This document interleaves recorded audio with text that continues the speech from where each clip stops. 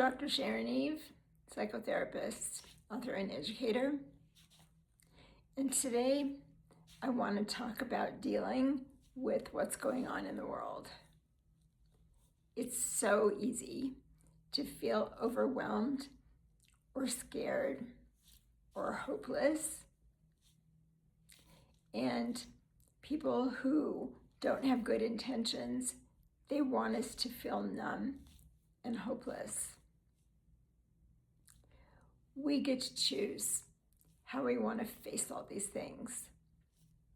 Not denying them, but taking in the fact that things are going on around us that are cruel in our immediate circle, in the wider circle of where we live, the country, the world. And I want you to really focus on your self-care and keeping yourself strong, because there are people that don't want you to be strong. And we need to not give up. We need to fight. And the way we fight, in my book here, one of the ways we fight is by taking really good care of ourselves, being around people that we love, caring for ourselves and caring for the people that we love.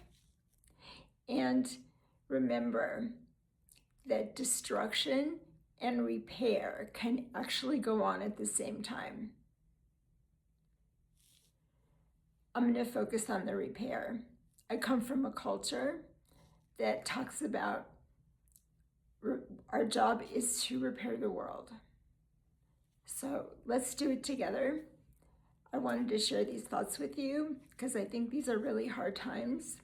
We're grieving, we're heartbroken, we're troubled, and we can also be scared and angry. Let yourself have all your feelings and take care of yourself, and let's take care of each other. We have a voice. Let's use it. Thanks a lot, guys.